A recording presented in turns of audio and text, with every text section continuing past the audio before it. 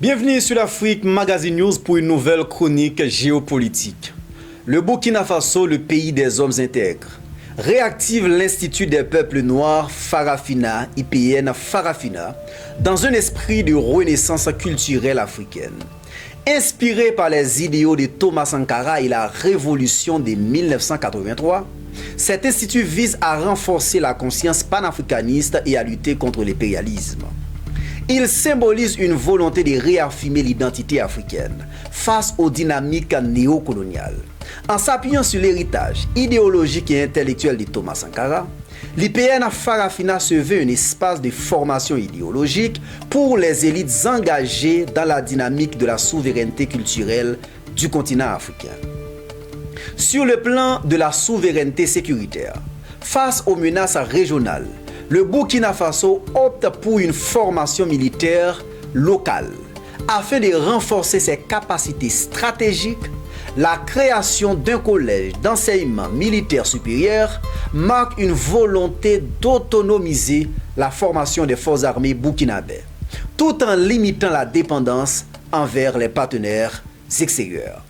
Ce centre de formation accueillera également des stagiaires venus d'autres pays africains, consolidant ainsi la coopération militaire régionale dans un contexte géopolitique tendu.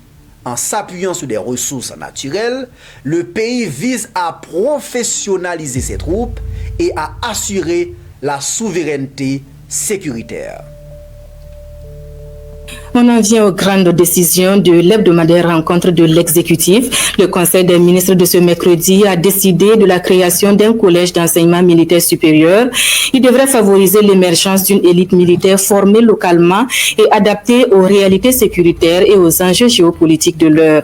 L'exécutif a également acté la renaissance de l'Institut des peuples noirs. La synthèse avec Nyakiteda.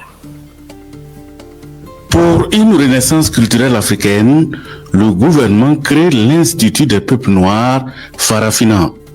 L'IPN Farafina est la consécration de la vision du président du Faso, le capitaine Ibrahim Traoré, d'asseoir un cadre à même d'œuvrer pour la réaffirmation des idéaux de souveraineté, de panafricanisme, par la reconstruction des consciences africaines.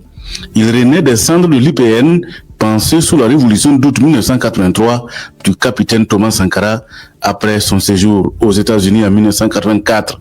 Un séjour marqué par un discours inoubliable à l'Assemblée générale des Nations unies. C'est au cours de ce même séjour que le capitaine Thomas Sankara rend visite aux Noirs américains de Harlem. Cette visite révolte le président du Faso d'alors suite au traitement inhumain réservé à ces Africains d'origine. Et il a fait le triste constat du traitement quasi inhumain qui était réservé donc à ces Africains. Et donc cela a été une révolte pour lui. Si bien que à son retour au Burkina Faso, le capitaine Thomas Sankara, révolté du constat qu'il a fait à Harlem, a décidé de lancer l'Institut des peuples noirs au cours d'un symposium international tenu à Ouagadougou en 1986. L'IPN a effectivement été créé en 1990, mais a connu beaucoup de difficultés dans son fonctionnement. Et cela est dû également à toutes les actions qui ont été menées et qui visaient à effacer la mémoire de Thomas Sankara, à effacer également ses idéaux.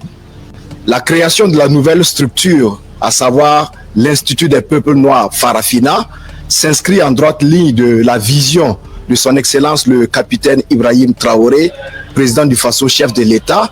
Cette vision qui consiste à promouvoir la renaissance africaine et à faire bien sûr la promotion des valeurs endogènes au niveau du Burkina Faso et de l'Afrique tout entière. Toujours dans sa quête de souveraineté, le Burkina Faso envisage d'assurer la formation militaire supérieure sur place. Pour cela, le gouvernement décide ce jour de la création d'un collège d'enseignement militaire supérieur au Burkina Faso. Il s'agit des écoles communément appelées écoles d'état-major et écoles de guerre. La formation faite sur place doit intégrer la nouvelle donne, la lutte contre le terrorisme, mais aussi assurer la formation continue des effectifs des forces armées nationales. Cela nous permettrait donc de former localement une élite militaire dotée de compétences en stratégie, commandement, gestion de crise et géopolitique, d'adapter les curricula aux réalités sécuritaires nationales et sous-régionales de renforcer la souveraineté du pays en matière de formation militaire de haut niveau, de promouvoir la recherche en sciences militaires et en sécurité. Enfin, cela nous permettait de développer une coopération sous-régionale et régionale en accueillant des officiers venant des pays voisins et d'autres pays africains, contribuant ainsi à la sécurité collective. La mise en place du collège d'enseignement militaire supérieur s'inscrit dans une logique de renforcement de la résilience nationale face aux menaces multiformes. Cet établissement militaire s'éveille également le creuset de la professionnalisation durable des forces armées burkinabées.